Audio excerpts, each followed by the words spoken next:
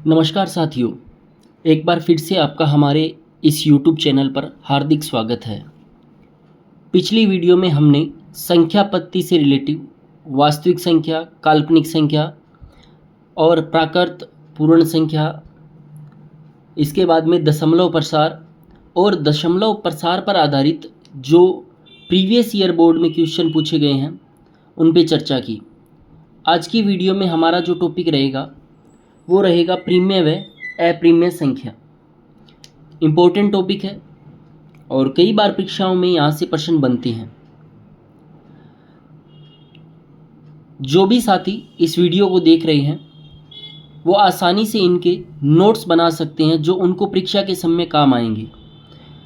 और आजकल जो परीक्षा का ट्रेंड है उसके अंदर पहले की तरह संख्याओं को सोल्व न करवा करके फैक्ट पूछे जाते हैं।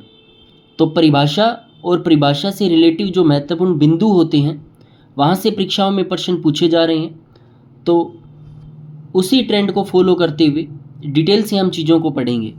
तो शुरू करते हैं। सबसे पहले पढ़ेंगे प्रीमेय संख्या, जिसको इंग्लिश में बोलते हैं रैशनल नंबर। प्रीमेय संख्या को इंग्लिश में रैशनल नंबर कहते हैं। वह संख्या जिन्हें P बटा Q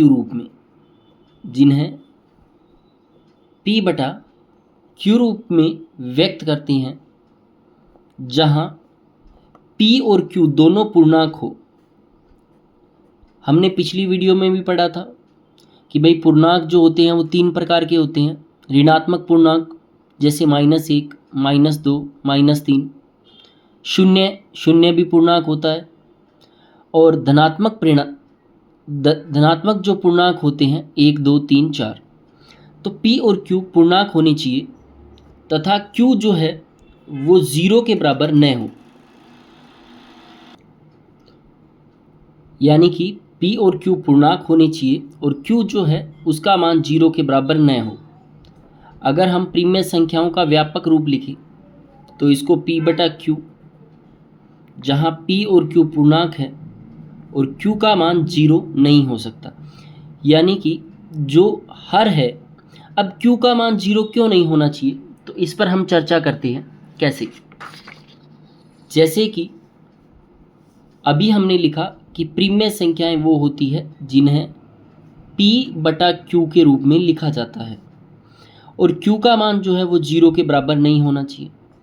तो ऐसा क्या कारण है कि Q का जो मान है वो 0 न हो? देखिए, P जो है वो अंश है ऊपर की संख्या और बटा में Q की संख्या हर है।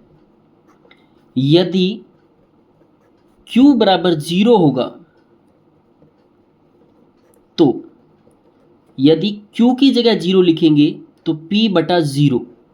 किसी भी संख्या में अगर 0 का भाग देते हैं तो हमें अनफाइनाइट वैल्यू यानी फाई का जो मान है वो प्राप्त होता है, अर्थात उसका कोई भी निश्चित मान प्राप्त नहीं होता है।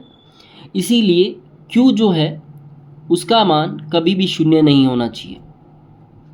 अब हम प्रीमेय संख्या की बात करते हैं। जैसे मैंने लिखा उदाहरण के रूप में, अपने लिखते हैं 3 प्रीमेय संख्या है या अप्रीमेय संख्या। चलिए पता करते हैं। 3 को हम 3/1 भी लिख सकते हैं, क्योंकि अगर 3 में 1 का भाग देंगे तो 3 ही प्राप्त होगा। तो 3 जो है ये P की वैल्यू हो गई, 1 जो है वो Q की वैल्यू है और Q का मान जो है वो 0 के बराबर नहीं है। इसीलिए जो 3 है वो प्रीमेय संख्या है। ऐसे ही -5 लेते हैं। अगर -5 के बटा में 1 लिखें तो 1 का अगर -5 में भाग दें तो -5 ही प्राप्त होगा, अर्थात P का मान जो है वो -5 के बराबर हो जाएगा, Q का मान 1 के बराबर हो जाएगा और Q जो है उसका मान 0 के बराबर नहीं है। तो ये भी अपने आप में प्रीमेय संख्या होती है। चलिए आगे देखते हैं हम।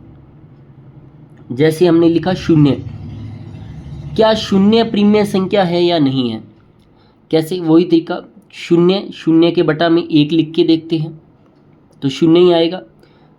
p का मान शून्य हो गया, q का मान 1 है, इसे p बटा q में लिख सकते हैं।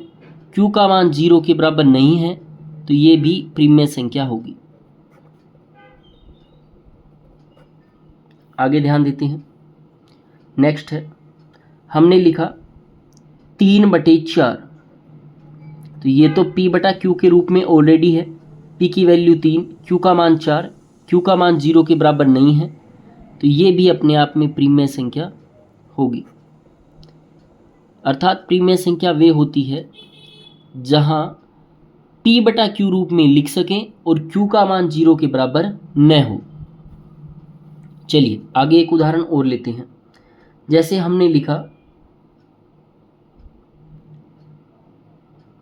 22/7, 22/7 को हम p बटा q रूप में लिख सकते हैं। p का मान 22 है, q का मान 7 है, q 0 के बराबर नहीं है तो ये भी अपने आप में प्रीमेय संख्या होती है। याद रखें 22/7 प्रीमेय संख्या होती है, लेकिन अगर पाई पूछ ले तो पाई कभी भी प्रीमेय संख्या नहीं होती। क्यों नहीं होती, ये हम अप्रीमेय संख्या के समय इस पर चर्चा करेंगे। चलिए, इसके बाद में प्रीमेय संख्या के बाद में हमारे पास आता है अप्रीमेय संख्याएं। अप्रीमेय संख्या जिसे इररेशनल नंबर कहते हैं, वह संख्याएं जिन्हें p बटा q के रूप में व्यक्त नहीं कर सकते। वे संख्या जिनको p बटा q रूप में व्यक्त नहीं कर सकते हैं, जहां p व q पूर्णांक हो, जहां p व q पूर्णांक हो, q का मान 0 के बराबर न हो, इसे अनुपात रहित संख्या भी कहते हैं। वेरी इंपॉर्टेंट ये भी नाम है कि अप्रीमेय संख्या को अनुपात रहित संख्या भी कहते हैं। जिन संख्याओं को हम अनुपात में नहीं लिख सकते हैं वो अप्रीमेय संख्याएं होती है। उदाहरण पे बात करें, पाई, √2, √3, √5, √6। चलिए अब इस पर हम ध्यान देते हैं कि भाई जो पाई है,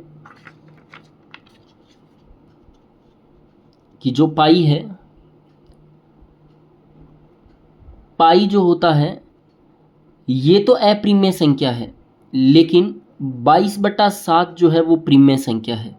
ऐसा क्यों, जबकि पाई का मान तो 22/7 ही होता है। तो इसका कारण ये है कि अगर हम पाई की वैल्यू निकालें तो इसका मान 3.14 आगे ये चलता रहता है।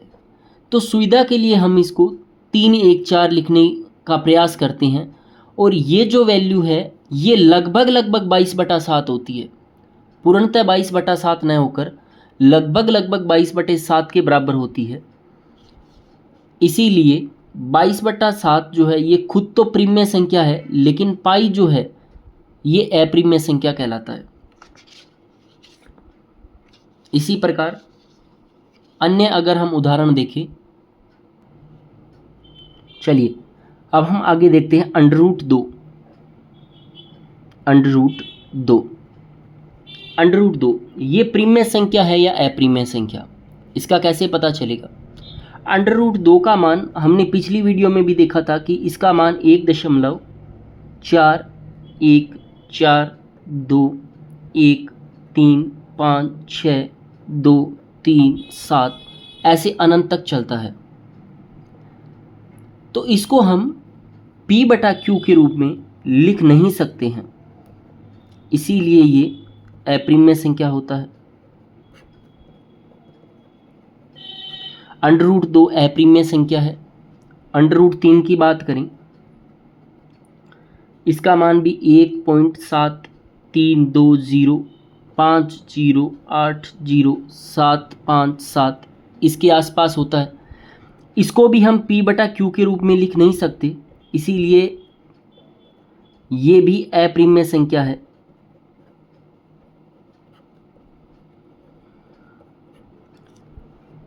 चलिए, √2 अप्रिमेय संख्या होता है, √3 अप्रिमेय संख्या होता है। आगे हम और संख्याओं पर भी ध्यान देंगे, जैसे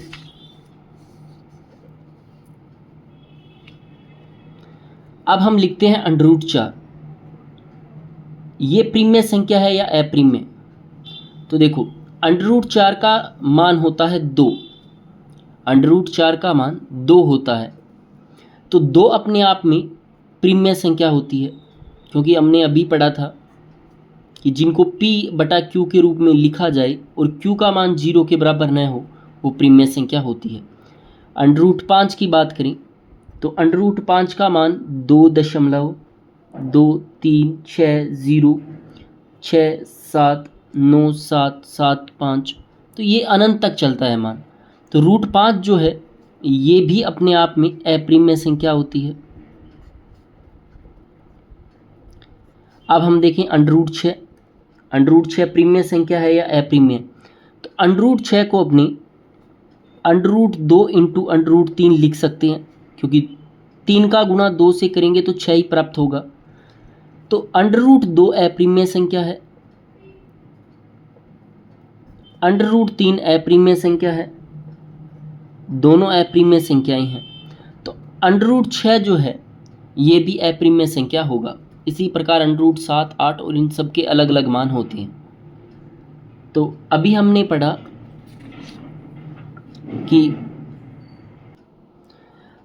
पढ़ा प्रिमेय संख्या और अप्रिमेय संख्या की परिभाषा। इसके बाद में हम इम्पोर्टेंट फैक्ट्स पढ़ेंगे, जहाँ से परीक्षा में प्रश्न पूछा जाता है। चलिए, कैसे?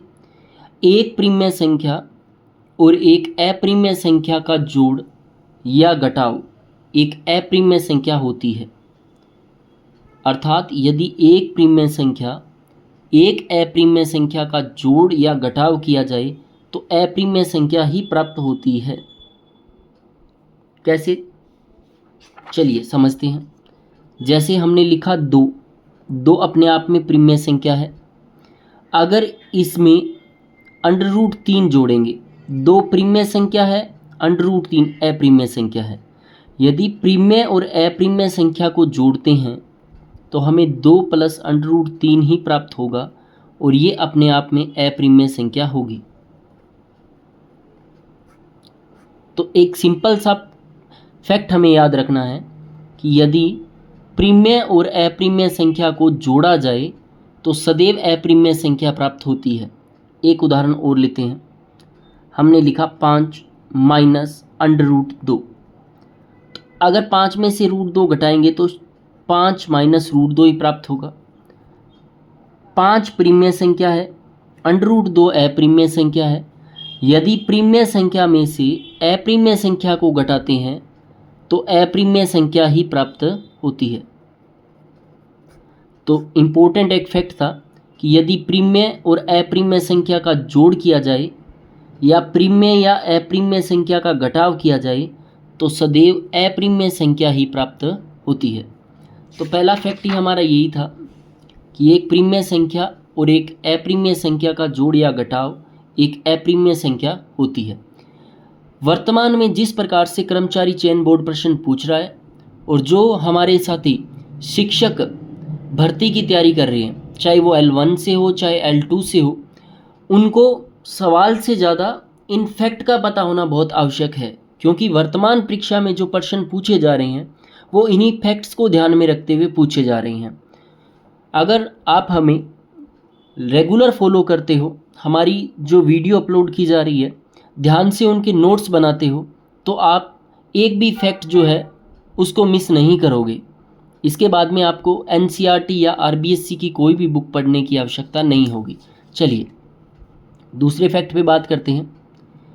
एक अप्रिमेय संख्या के साथ एक शून्येतर, इस शब्द का मतलब क्या होता है? शून्येतर, शून्य प्लस इतर, अर्थात शून्य के अलावा, कि एक प्रिमेय संख्या है उसके साथ यदि एक शून्य के अलावा कोई भी प्रिमेय संख्या का गुणा या भाग करोगे तो भी अप्रिमेय संख्या ही प्राप्त होगी। कैसे, देखिए, ये कहता है कि कोई भी अप्रिमेय संख्या है, मान लो √2 अप्रिमेय संख्या है, इसका किसी भी प्रिमेय संख्या से मान लो 5 से गुणा करेंगे तो प्राप्त क्या होगा, 5 इंटू √2 यानी 5√2, और 5√2 क्या होती है, अप्रिमेय संख्या। तो ये कहता है कि यदि अप्रिमेय संख्या का किसी भी प्रिमेय संख्या में गुणा किया जाए तो अप्रिमेय संख्या ही प्राप्त होती है। हाँ, शून्य से गुणा नहीं कर सकते हम, क्योंकि अगर √2 का गुणा शून्य से करेंगे तो शून्य प्राप्त होगा, और ये प्रिमेय संख्या होती है। ये भी ध्यान रखना आपको कि यदि अप्रिमेय संख्या का शून्य से गुणा किया जाता है तो प्रिमेय संख्या प्राप्त होती है, और यदि अप्रिमेय संख्या का शून्य के अलावा किसी भी संख्या से गुणा किया जाए तो अप्रिमेय संख्या ही प्राप्त होगी। चलिए, इसी प्रकार यदि अप्रिमेय संख्या में प्रिमेय संख्या का भाग दिया जाए तो भी अप्रिमेय संख्या ही प्राप्त होगी, तो भी अप्रिमेय संख्या प्राप्त होगी। तो अभी हमने 4 पॉइंट पढ़े हैं। पहला, यदि प्रिमेय संख्या और अप्रिमेय संख्या को जोड़ा जाए अप्रिमेय संख्या प्राप्त होती है। यदि प्रिमेय संख्या और अप्रिमेय संख्या को घटाया जाए तो भी अप्रिमेय संख्या प्राप्त होगी। यदि अप्रिमेय संख्या का प्रिमेय संख्या से गुणा किया जाए तो अप्रिमेय संख्या होगी। यदि अप्रिमेय संख्या का 0 से गुणा किया जाए तो प्रिमेय संख्या प्राप्त होती है। और नेक्स्ट फैक्ट है कि यदि अप्रिमेय संख्या में प्रिमेय संख्या का भाग दिया जाए तो भी अप्रिमेय संख्या प्राप्त होगी। तो ये हमारा फैक्ट नंबर 2 था। तीसरा देखिए, 2 प्रिमेय संख्या के जोड़, घटाव, गुणा, भाग से सदैव प्रिमेय संख्या प्राप्त होती है। कि यदि 2 प्रिमेय संख्याओं का जोड़, घटाव, गुणा, भाग किया जाए तो सदैव प्रिमेय संख्या प्राप्त होगी। ये तो बिल्कुल सिंपल सा फैक्ट लिखा हुआ है। 2 प्रिमेय संख्या कुछ भी मान लो, जैसे हमने लिया 5 इंटू 2, 5 दूनी 10 प्रिमेय संख्या है। जोड़ करो 5 प्लस 2 7, ये भी प्रिमेय संख्या है। घटाव कर दो 5 माइनस 2 3, ये भी प्रिमेय संख्या है। भाग दे दो, 8 में 4 का भाग दिया 2 आया, ये भी प्रिमेय संख्या है। मतलब यदि 2 प्रिमेय संख्या का एक प्रिमेय संख्या का दूसरी प्रिमेय संख्या के साथ जोड़ कर दो, चाहे घटाव कर दो, चाहे गुना कर दो और चाहे भाग कर दो, चारों में से कुछ भी अप्लाई करेंगे तो आंसर सदैव और सदैव प्रिमेय संख्या ही प्राप्त होगी। ये पहला फैक्ट पढ़ा था कि प्रिमेय संख्या और अप्रिमेय संख्या का जोड़ या घटाव अप्रिमेय संख्या ही प्राप्त होती है। एक अप्रिमेय संख्या के साथ यदि शून्य के अलावा कोई भी प्रिमेय संख्या का गुणा या भाग दिया जाए तो अप्रिमेय संख्या प्राप्त होगी। यदि 2 प्रिमेय संख्याओं का जोड़, घटाव, गुणा या भाग कुछ भी करोगे तो सदैव प्रिमेय संख्या ही प्राप्त होती है। चलिए आगे नेक्स्ट हम पढ़ते हैं। 2 अप्रिमेय संख्याओं के, अब यहां लिखा हुआ है 2 अप्रिमेय संख्या, 2 अप्रिमेय संख्याओं का जोड़, घटाव, गुणा या भाग से प्रिमेय व अप्रिमेय संख्या कुछ भी हो सकता है। 2 प्रिमेय संख्याओं के जोड़, घटाव, गुणा, भाग से प्रिमेय व अप्रिमेय कुछ भी प्राप्त हो सकता है। चलिए इस पे हम देखते हैं कैसे। ये हमारा फैक्ट है कि 2 अप्रिमेय संख्याएं हैं, दोनों अप्रिमेय ही लेनी है भाई। ये हो गई अप्रिमेय संख्या फर्स्ट और इधर आ गई अप्रिमेय संख्या सेकंड। चलिए कैसे होगा। ये कहता है कि भाई कोई भी 2 प्रिमेय संख्याएं हैं, उनका जोड़ घटाव करें तो प्रिमेय और अप्रिमेय कुछ भी प्राप्त हो सकता है। कैसे, जैसे हमने लिखा √2 अप्रिमेय संख्या है, √3 अप्रिमेय संख्या, दोनों का जोड़ करेंगे तो यही हमारे पास प्राप्त होगा √2 प्लस √3, और ये अपने आप में एक अप्रिमेय संख्या है। ये अपने आप में अप्रिमेय संख्या होती है। इसी प्रकार अगर हम घटाव करें, जैसे √3 अप्रिमेय है माइनस √2, तो यहाँ प्राप्त हो गया √3 माइनस √2, ये भी अपने आप में अप्रिमेय संख्या है। चलिए, अगर हम √3 अप्रिमेय संख्या है, इसी में से अगर √3 घटा दें तो 0 प्राप्त होगा, और 0 अपने आप में प्रिमेय संख्या होती है। यही तो हमारा पॉइंट था कि यदि अप्रिमेय संख्या, दो अप्रिमेय संख्याएं हैं, उनको जोड़ा जाए, घटाया जाए, गुना या भाग किया जाए तो प्रिमेय संख्या भी प्राप्त हो सकती है और अप्रिमेय संख्या भी प्राप्त हो सकती है। जैसे √4, चलिए यहाँ पे हम ले लेते हैं √4 के स्थान पे √2 ले लेते हैं। √2 है, अप्रिमेय संख्या है। चलिए, हमने लिया √ में 18, ये भी अप्रिमेय संख्या है। अगर इनका गुना करते हैं तो √36 प्राप्त होगा, और 36 जो है वो 6 का वर्ग होता है, तो ये प्रिमेय संख्या होगी। 6 क्या है? एक प्रिमेय संख्या। अगर √2 का गुणा √3 से करें तो √6 प्राप्त होगा, और √6 अपने आप में अप्रिमेय संख्या है। यही हमारा पॉइंट था कि यदि दो अप्रिमेय संख्याओं का गुणा किया जाए तो प्रिमेय संख्या भी प्राप्त हो सकती है और अप्रिमेय संख्या भी प्राप्त हो सकती है। तो हमारा जो चौथा फैक्ट था कि दो अप्रिमेय संख्याओं के जोड़, घटाव, गुणा या भाग से प्रिमेय व अप्रिमेय कुछ भी हो सकता है। भाई, प्रिमेय संख्या भी प्राप्त हो सकती है और अप्रिमेय संख्या भी प्राप्त हो सकती है। तो आज की इस कक्षा में हमने प्रिमेय संख्या और अप्रिमेय संख्या की परिभाषा, उदाहरण और इनसे रिलेटिव जो इम्पोर्टेंट फैक्ट्स हैं उन पर विस्तार से चर्चा की। चलिए, अब हम एनसीईआरटी कक्षा 9 के कुछ प्रश्न हैं उन पर चर्चा करेंगे। कैसे? देखिए, कक्षा 9 के अंदर प्रश्न दिया हुआ है। प्रश्न है, निम्नलिखित संख्याओं में से प्रिमेय व अप्रिमेय संख्या को बताइए। आपको ये पहचानना है कि कौन सी प्रिमेय संख्या होगी और कौन सी अप्रिमेय संख्या होगी। एक एक करके हम इन पर चर्चा करेंगे। तो हमें एक एक करके हम प्रिमेय संख्या लिखेंगे और बताएंगे कि कौन सी प्रिमेय संख्या है या नहीं। सबसे पहले दिया हुआ है नंबर 1, 2 माइनस √5। हमें ये बताना है कि ये प्रिमेय संख्या है या अप्रिमेय। देखिए, 2 माइनस √5, यहाँ पर 2 है प्रिमेय संख्या, माइनस √5 जो है ये है अप्रिमेय संख्या।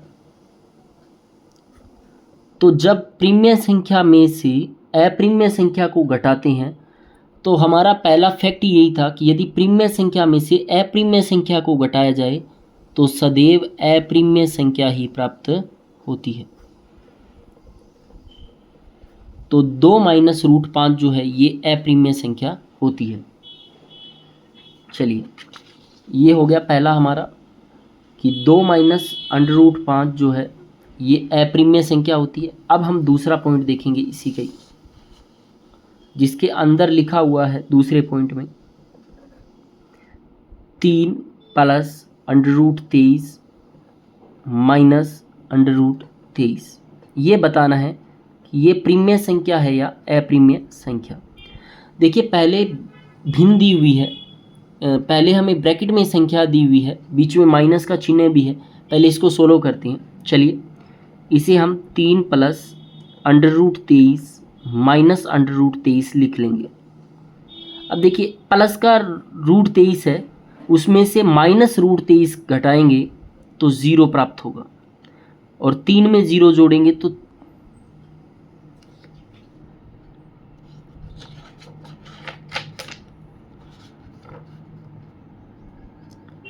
तीन में 0 जोड़ेंगे तो 3 ही प्राप्त होगा, और 3 अपने आप में प्रीमिय संख्या है। इस संख्या को देखकर हम सीधा आंकलन नहीं करेंगे कि ये प्रीमिय है या अप्रीमिय, पहले इसको सोल्व करेंगे हम। जैसे हमने 3 का 3 लिया, प्लस में 23 था, √23 माइनस में √23, प्लस के √23 में से माइनस का √23 घटाएंगे तो 0 बचेगा, और 3 में 0 को जोड़ते हैं तो 3 ही प्राप्त होगा, और 3 प्रीमिय संख्या होती है। तो ये हमारा दूसरा था कि 3 + √23 माइनस √23 प्रीमिय संख्या है या अप्रीमिय, तो ये प्रीमिय संख्या है। चलिए इसके बाद में है तीसरा है 2√11 बटे 7 √11। इसको सोल्व करेंगे, ये देखेंगे कि प्रीमिय संख्या होती है या अप्रीमिय। चलिए 2√11 बटा में 7√11 दिया हुआ है, इसको हम ऐसे भी लिख सकते हैं 2 गुणा √11 बटा 7 इंटू √11, क्योंकि 2 और √11 के मध्य कोई भी चिन्ह नहीं है, इसका मतलब दोनों आपस में गुणा हो रहे हैं। √11 से √11 कैंसिल हो गया, पीछे बचा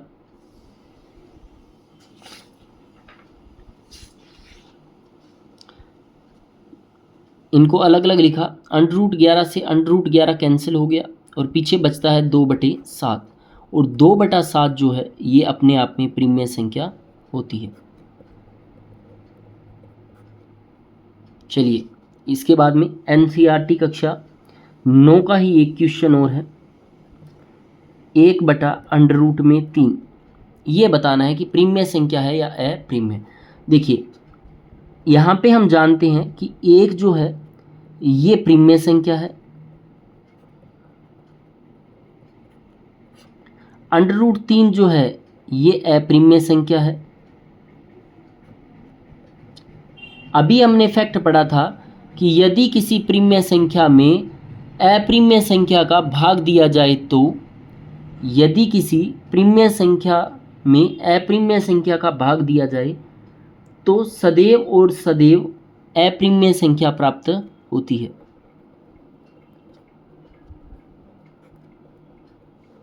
तो ये अप्रीमिय संख्या का उदाहरण है।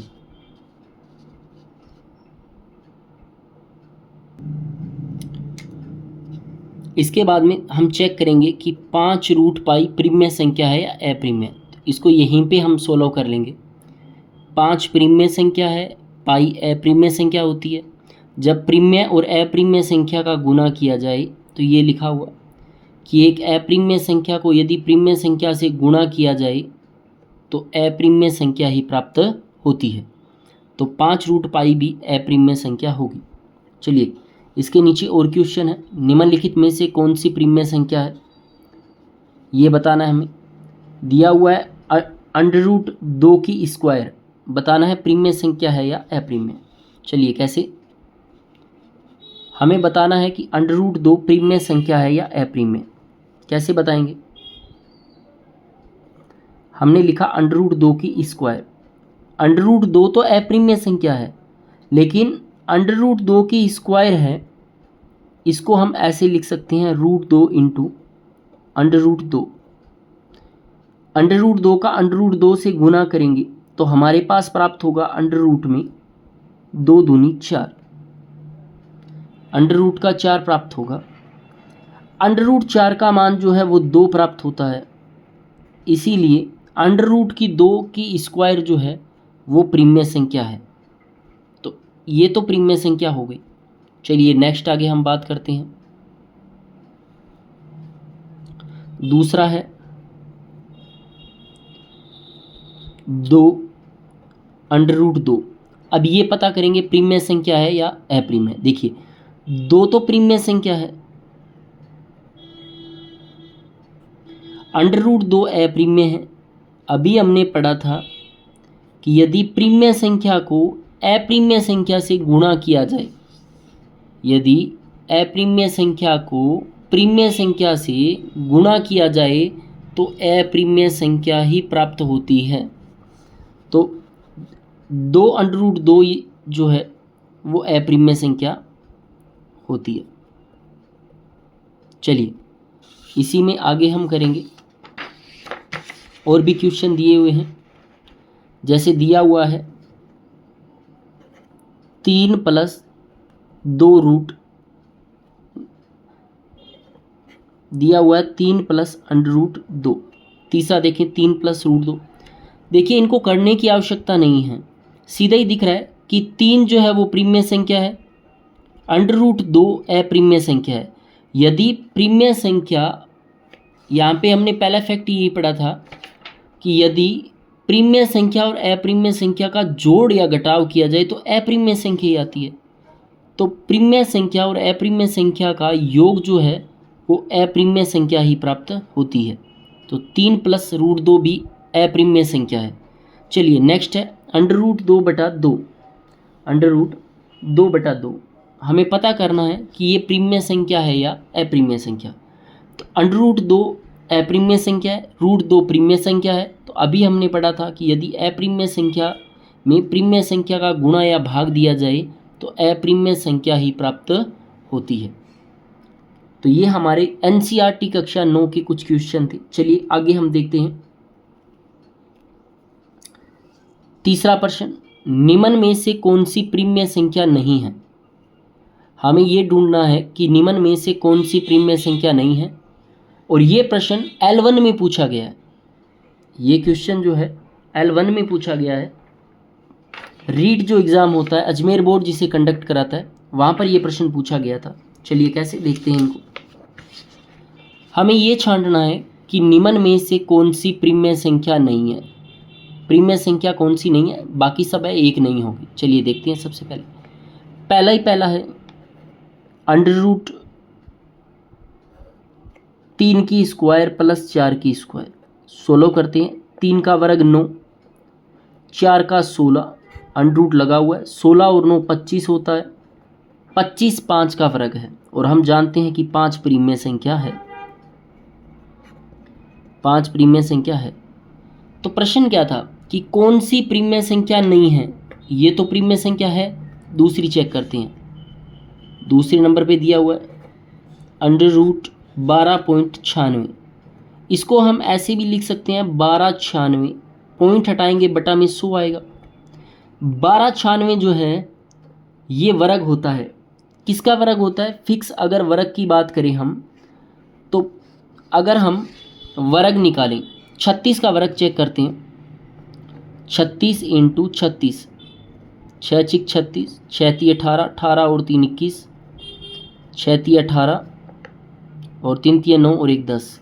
तो ये हो गया 6, 8 और 1 9, 2 1। 36 का वर्ग 1296 होता है। तो इसे हम लिख लेंगे 36।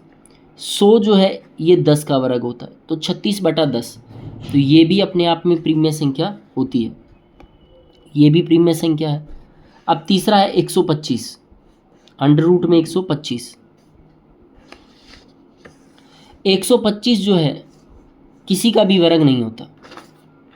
125 किसी का भी वर्ग नहीं होता, इसीलिए ये अप्रिमेय संख्या है। इस प्रश्न का राइट आंसर नंबर 3 होगा। 900 जो है ये 30 का वर्ग होता है। अगर 30 को 30 से गुणा करें तो 900 प्राप्त होता है। तो ये भी प्रिमेय संख्या है। तो ये L1 में पूछा गया माध्यमिक शिक्षा बोर्ड द्वारा प्रश्न था कि आपको ये पहचानना था कि निम्न में से कौन सी प्रिमेय संख्या नहीं है। तो हम टॉपिक वाइज जो है हर चीज़ों को पढ़ते जा रहे हैं और साथ साथ में कंसेप्ट क्लियर करते जा रहे हैं। ये लाइनें दिखने में भले ही सिंपल हो, लेकिन जब परीक्षा में यहाँ से प्रश्न बनता है तो कई बार यहाँ से प्रश्न गलत हो जाते हैं। इसीलिए इन चीज़ों को ध्यान से पढ़ना बहुत आवश्यक है। चलिए आगे है वास्तविक संख्याएं क्या होती हैं। Real number. यदि प्रिमेय व अप्रिमेय संख्या को जोड़ दिया जाए तो वास्तविक संख्या प्राप्त होती है। कि प्रिमेय व अप्रिमेय संख्या का सम्मिलित रूप ही वास्तविक संख्याएं कहलाती है। मतलब जो प्रिमेय संख्या भी हो अप्रिमेय संख्या भी हो, मतलब प्रीमेय अप्रीमेय दोनों संख्याएं जो है वो अपने आप में वास्तविक संख्याएं होती है। ये हमने पहली कक्षा में भी पढ़ा था। चलिए, बोर्ड ने यहाँ से क्या प्रश्न पूछे हैं। आज से पहले बोर्ड यहाँ से ये 2 प्रश्न पूछ चुका है और दोनों ही लेवल 2 मैथ साइंस में पूछा गया प्रश्न था ये सेकंड, और पहला L1 में पूछा गया था। चलिए देखते हैं कि कौन सी वास्तविक संख्या इनमें से है। चलिए, सबसे पहले हमारे पास है 2 अंडर रूट -3। अभी ध्यान देंगे एक चीज़ पे। पहला है 2 इंटू अंडर रूट में -3। देखिए, माइनस में अंडर रूट 3 के अंदर माइनस लगा है, तो कल ही हमने पढ़ा था कि वो वास्तविक संख्या नहीं होती, वो काल्पनिक संख्या होती है, वो सदैव काल्पनिक संख्या होती है। तो 2 इंटू रूट -3 जो है ये काल्पनिक संख्या है, वास्तविक संख्या नहीं है। तो इस प्रकार 2 इंटू जो -√3 है ये वास्तविक संख्या नहीं है। चलिए इस पे चेक करते हैं। दूसरा है 2 इंटू -3। तो देखिए, अंडर रूट में है और अंडर रूट के अंदर माइनस लगा हुआ है, तो ये काल्पनिक संख्या है। तो अगर काल्पनिक संख्या को 2 से गुना करेंगे तो उत्तर वास्तविक संख्या नहीं, काल्पनिक संख्या ही प्राप्त होगा। तो ये भी काल्पनिक संख्या है। इसके बाद में -√3, ये तो काल्पनिक संख्या होती है। अब हम चौथा चेक करेंगे, हमारा फाइनल -2 दिया हुआ है, माइनस में 6 दिया हुआ है। चलिए चेक करते हैं। 2 का गुणा 6 से करेंगे 12 प्राप्त होगा, माइनस माइनस प्लस हो जाएगा, तो इनको सोल्व करेंगे तो √12 मान आएगा। √12 जो है ये वास्तविक संख्या होती है।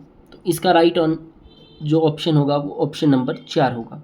तो ये प्रश्न जो है बोर्ड परीक्षा में पूछ चुका है। चलिए नेक्स्ट क्वेश्चन है जो लेवल 2 साइंस मैथ में पूछा गया था 2023 के अंदर। निम्नलिखित में से कौन सी एक वास्तविक संख्या नहीं है।